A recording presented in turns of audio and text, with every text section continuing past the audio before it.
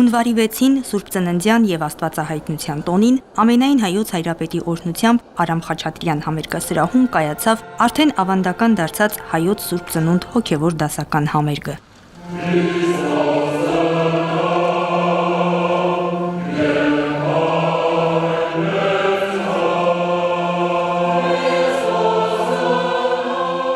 Արդեն 5-րդ տարին Լեցուն դահլիճում անցկացվող այս համերգային նախագիծը վերահաստատում է իր կարևոր դերը հոգևոր մշակութային կյանքում։ Հոգևոր դասական երաժշտությունը մի հրաշագետ կամուրջ է մարդու եւ հավիտենականի միջեւ,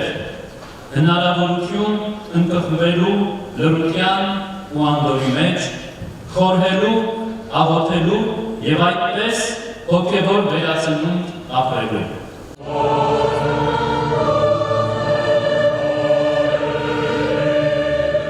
Երեկոյին մասնակցում էին Հովհաննես Չեքիջյանի անվան Հայաստանի ազգային ակադեմիական երգչախումբը, Գյումրու պետական սիմֆոնիկ նվագախումբը, հայ եւ հրավիրյալ մենակատարներ։ Համերգը ղեկավարում էր դիրիժոր Ռուբեն Ասատրյանը։ Հնչեցին Սուրբ Ծննդյան, հայ եւ համաշխարհային ստեղծագործություններ։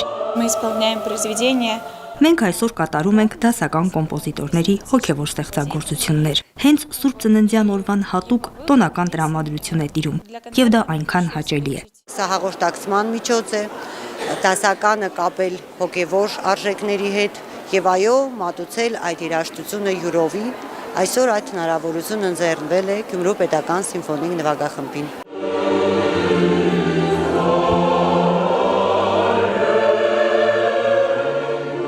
Աստվածորդու Սուրբ Ծնունդն ու հայտնությունը դարեր շարունակ ստեղծագործական ոգեշրջման աղբյուր է եղել արվեստի բոլոր ճյուղերի համար, երաժշտության համար առավել եւս։ Սուրբ Ծնունդը տոնել ոչ միայն եկեղեցիներում, այլև դրանից դուրս, հասարակության համար հոգևոր երգը դարձնելով հաղորդակցման եւ միասնության կարևոր միջոց։ Սա համերգային նախագծի կարևոր նպատակներից մեկն է։ Երաժշտությունը ուզենք թե չուզենք,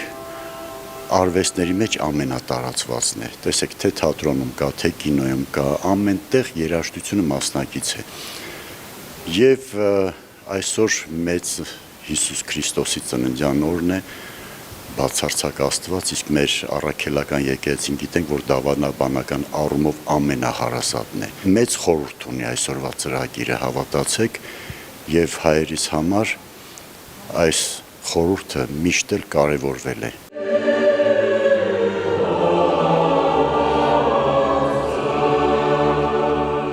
Հայոց Սուրբ Ծնունդ ամենամյա համերգային նախագծի կայացմանն աջակցել են Հայաստանի Հանրապետության կրթության, գիտության, մշակույթի եւ սպորտի նախարարությունը, Արամ Խաչատրյան համերգասրահը, Կենտրոնական բանկը, Արտշին բանկը եւ Հայկական բարեգործական ընդհանուր միությունը։ Սոնա Խաչատրյան, Հարություն Տոլանյան, Եկեղեցական կյանք։